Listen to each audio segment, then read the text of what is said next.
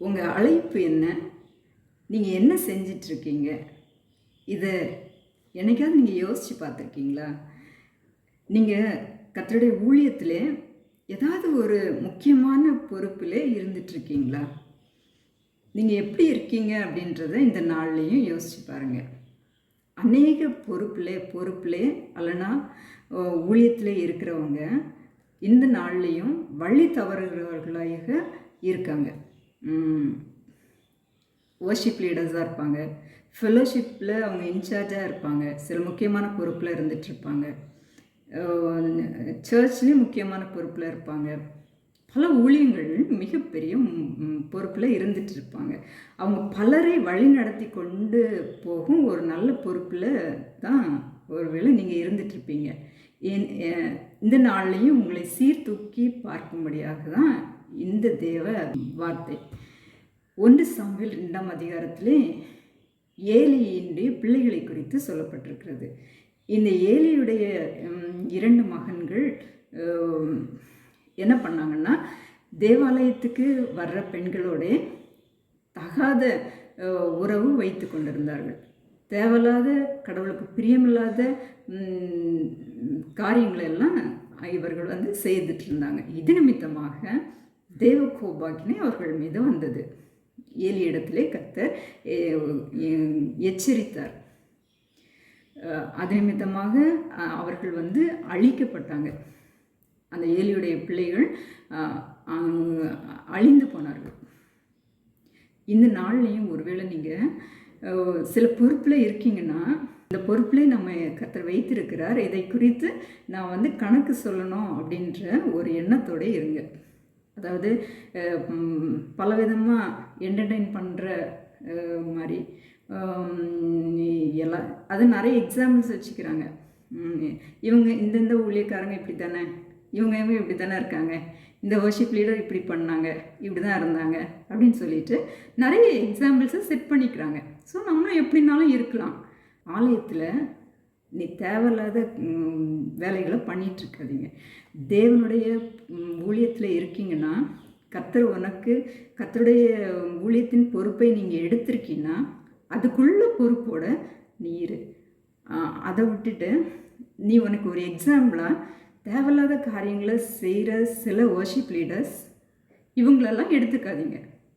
நிறைய நேரங்களில் நிறைய ஊழியக்காரங்க அது நிமித்தமாக அடிப்படுறாங்க. அதை அவங்க சாட்சியாகவும் சொல்கிறதில்ல, ஒன்றும் சொல்கிறதில்ல.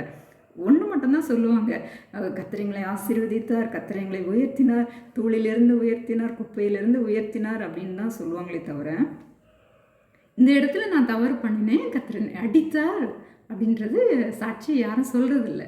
ஏன்னா அப்படி சொன்னால் யாரும் அவங்கள ஃபாலோ பண்ண மாட்டாங்க, அது தெரியும் அவங்களுக்கு. அதனால் அவங்களெல்லாம் ஒரு எக்ஸாம்பிளாக செட் பண்ணாதீங்க.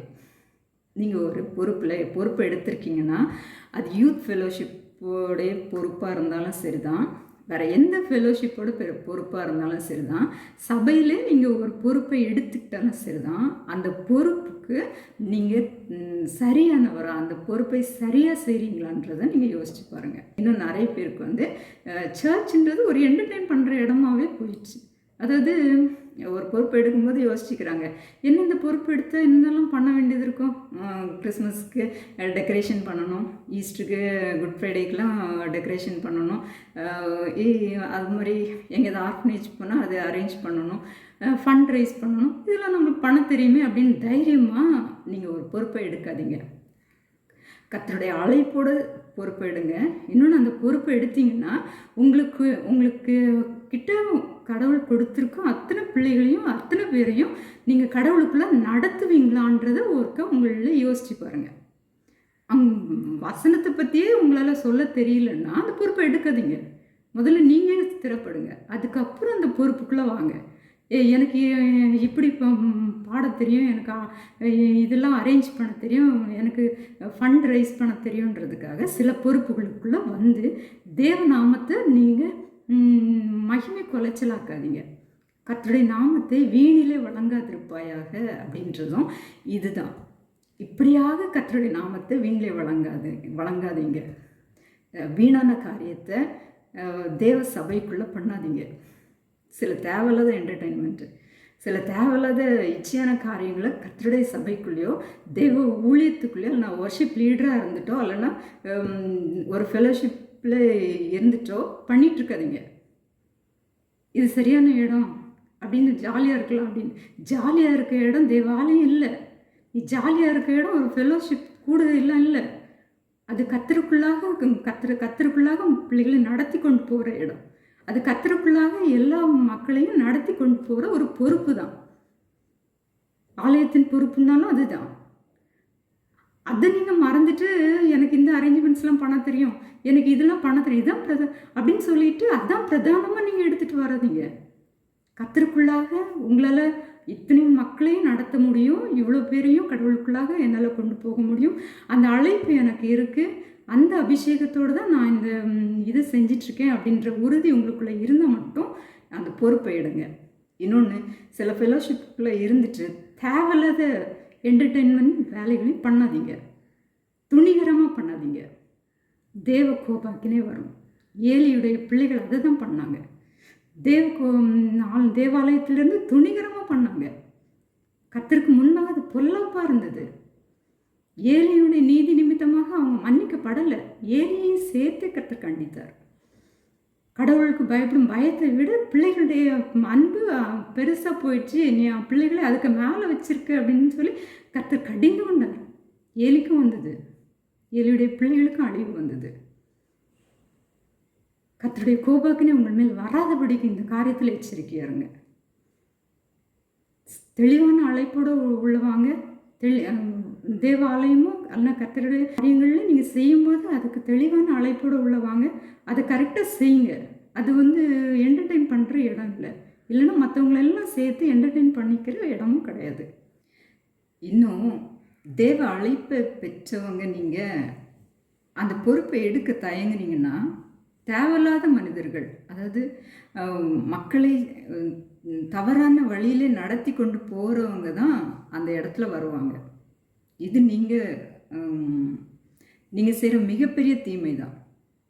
சரியான மக்கள் ஒரு பொறுப்பில் வராத போது தவறான தேவையில்லாத மனிதர்கள் தான் வருவாங்க. பொறுப்பில் வர்றதுக்கு சரியானவர்களாக நீங்கள் இருந்தீங்கன்னா கண்டிப்பாக அந்த பொறுப்பை எடுக்க தயங்காதீங்க. இந்த இடத்துக்குள்ளே நம்ம வர வேண்டாம், இதில் எதிர்பார்ப்புகள் வேறு விதமாக நிறைய இருக்குது அப்படின்ற ஒரு எண்ணமோ ஒரு தயக்கமோ இல்லைன்னா நம்மளுக்கு நிறைய பேர் சப்போர்ட் பண்ண மாட்டாங்க அப்படின்ற ஒரு எண்ணத்தோடையும் நீங்கள் விலகி நிற்காதீங்க. ஆவிக்குரிய விதத்திலே நடத்தி கொண்டு போவது தான் முதன்மையானது. வேறு எல்லாமே தேவையில்லாதது தான். ஆவிக்குரிய பிள்ளைகளாக அவர்களை வழி நடத்தி கொண்டு போவதற்காக தான் ஃபெலோஷிப், சர்ச் எல்லாமே தான். ஆனால் அந்த இடத்துல வழி நடத்தி கொண்டு போகிறவர்கள் ஆவிக்குரிய தலைவர்களாக இல்லாத போது அவங்க சரியாக அதை வழி நடத்த முடியாது. அதனால் ஆவிக்குரிய வாழ்க்கையிலே சரியாக வழி நடத்தி கொண்டு போகிற நல்லவர்கள் நீங்கள் அந்த பொறுப்பை எடுக்க தயங்கும் போது தேவையில்லாதவங்க அநேக தேவையில்லாத விஷயங்களை அந்த இடத்துல பண்ணுவாங்க. சர்ச்லேயும் பண்ணுவாங்க, ஃபெலோஷிப்குள்ளேயும் பண்ணுவாங்க. அதனால் தேவ அழைப்பு பெற்று நீங்கள் அமைதியாக இருக்காதீங்க.